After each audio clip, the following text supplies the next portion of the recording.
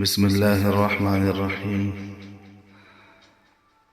الحمد لله رب العالمين، والصلاة والسلام على سيد المرسلين وعلى آله وأصحابه أجمعين.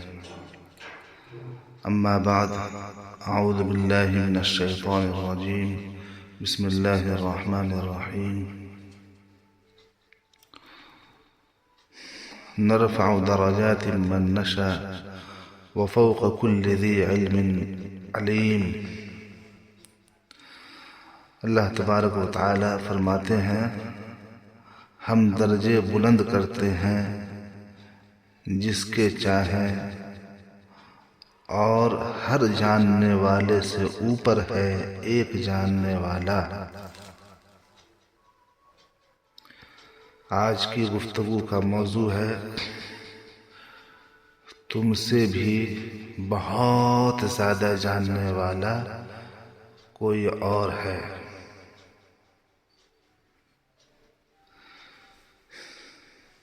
یعنی دنیا میں ایک آدمی سے زیادہ دوسرا، دوسرے سے زیادہ تیسرا جاننے والا ہے، مگر سب جاننے والوں کے اوپر ایک جاننے والا اور ہے، جسے عالم الغیب والشہادہ کہتے ہیں.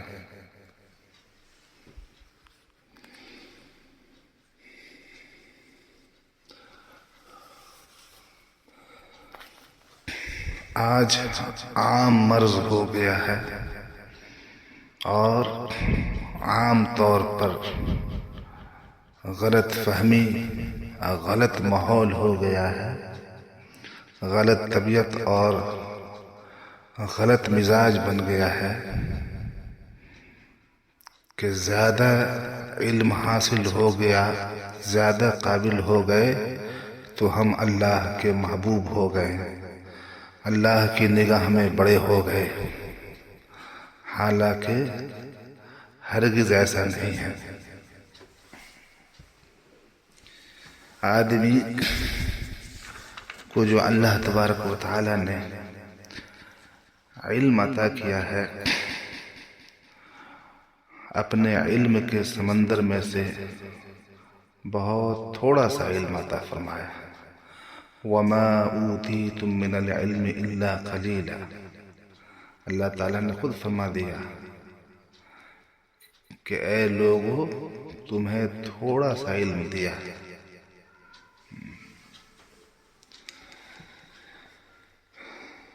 مگر محض اس علم سے بات نہیں بنے گی جب تک کہ علم دینے والے کا تم شکر گزار نہ بنو. اور شکر گزاری کا تعلق ان اعمال سے ہے جن کے کرنے کا حکم قرآن و سنت کے ذریعے سے کیا گیا ہے. جب تک تم اللہ تبارک و تعالی کے مطیع اور صالح نہیں بنو گے، اس وقت تک تمہارا علم قابل قبول نہیں.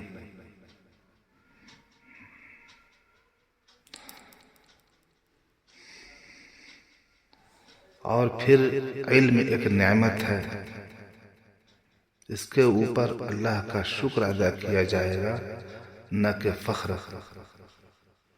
اگر کوئی ذرا بھی فخر و ناز کرے گا تو اللہ تبارک و تعالی کہیں نہ کہیں کسی محاذ پر بری طرح شکست دیں گے اور رسوا اور ذلیل کر دیں گے.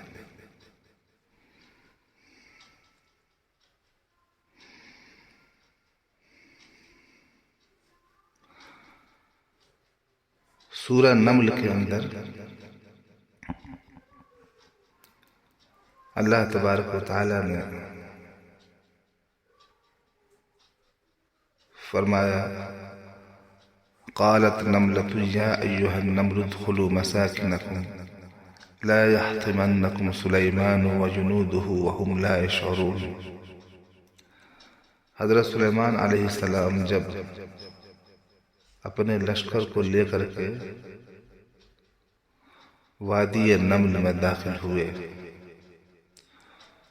تو چونٹیوں کی رانی نے کہا، اے چونٹیوں، اپنے بلوں میں، اپنے گھروں میں داخل ہو جاؤ، کہیں ایسا نہ ہو کہ لاشعوری میں سلیمان علیہ السلام کا لشکر تمہیں روند ڈالے۔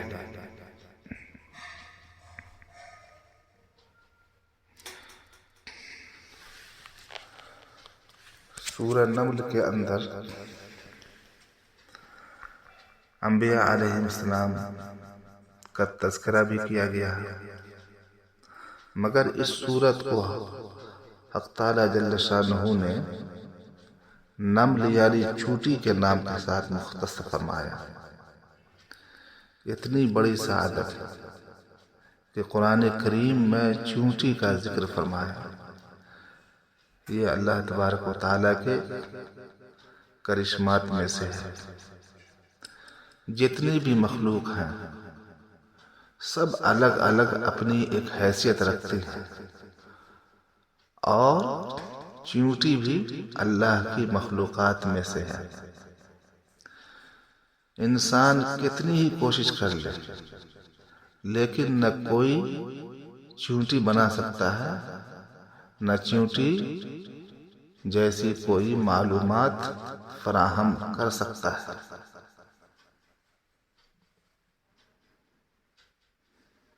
نہ چونٹی بنا سکتا ہے، نہ ہی چونٹی جیسی کوئی معلومات فراہم ہی کر سکتا ہے۔ حضرت امام مقاتل رحمت اللہ علیہ ایک بہت بڑے بزرگ عالم اور محدث گزرے ہیں۔ جس رات امام مقاتل کا انتقال ہوا اسی رات امام ابو حنیفہ رحمت اللہ علیہ پیدا ہوئے ہیں۔ ایک مرتبہ ان کے ذہن میں یہ بات آئی کہ مجھ سے بڑا کوئی عالم نہیں ہے۔ انہوں نے اپنی مجلس میں فرمایا، آج جو کچھ مجھ سے پوچھنا چاہو پوچھ لو۔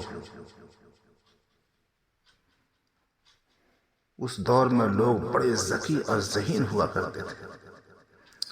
ایک صاحب کھڑے ہوئے اور کہا، حضرت میں یہ پوچھنا چاہتا ہوں، جب حضرت آدم علیہ السلام نے پہلا حج کیا تو اس وقت سر منڈایا تھا یا نہیں؟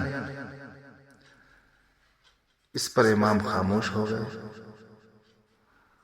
اور فرمایا کہ بھائی مجھے معلوم نہیں۔ واضح ہو گیا،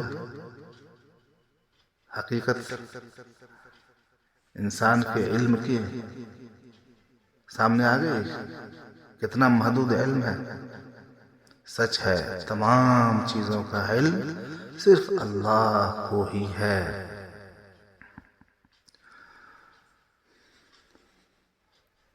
تھوڑی دیر کے بعد ایک اور صاحب کھڑے ہوئے اور عرض کیا، حضرت میں بھی ایک سوال کرنا چاہتا ہوں۔ امام مقاتل نے فرمایا کہ پوچھو۔ عرض کیا، حضرت چونٹی کے اگلے والے حصے میں اس کی اتڑیاں ہیں یا پیچھے والے میں؟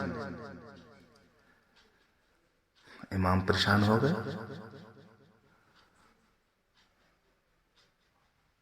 امام پریشان ہو گئے اور فرمایا کہ مجھے معلوم نہیں، مجھے معلوم نہیں۔ دیکھا آپ نے، چونٹی بھی اللہ تعالیٰ کی اہم مخلوقات میں سے ہے، یہ بھی انسانوں کی طرح رہتی ہے۔ چنانچہ علماء حیوانات نے سال ہر سال جو تجربے کیے ہیں ان سے ظاہر ہوتا ہے کہ یہ حقیر ترین جانور اپنی حیات اجتماعی اور نظام سیاسی میں بہت ہی عجیب اور انسانی احوال سے بہت قریب واقع ہوا ہے۔ آدمیوں کی طرح چونٹیوں کے خاندان اور قبائل ہیں، ان میں تعاون، باہمی کا جذبہ، تقسیم عمل کا اصول اور نظام حکومت کے ادارے ہیں۔ نو انسانی کے مشابہ پائے جاتے ہیں۔ اگر چونٹیوں کی بستی پر کوئی خطرہ لاحق ہوتا ہے تو اولاً ایک چونٹی نکل کر آتی ہے اور خطرہ سے آگاہ کرتی ہے۔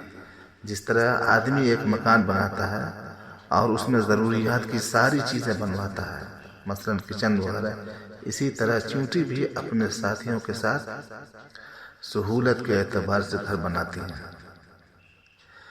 پھر چونٹی کی قوت شامہ سونگنے کی قوت اتنی تیز ہوتی ہے کہ بڑی دور سے معلوم کر لیتی ہے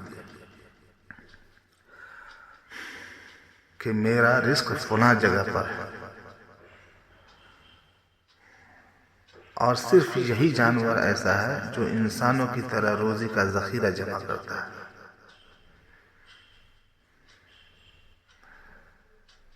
میں نے بعض جگہ پہ یہ پڑھا کہ 1 میل دور سے ہی چونٹی مٹھاس کی، میٹھی چیز کی خوشبو معلوم کر لیتی ہے۔ اللہ تعالیٰ نے ایسی قوت شامہ سونگنے کی قوت اس کے اندر رکھی ہے۔ اس لیے بندہ کو اللہ تبارک و تعالیٰ کی کسی بھی عطا کے اوپر بجائے ناز کے اور فخر کے شکر کو اختیار کرنا چاہیے اور اللہ تبارک و تعالیٰ کا فرما بردار بننا چاہیے، تواضع کے پر ہمیشہ جھکے ہوئے رکھنا چاہیے۔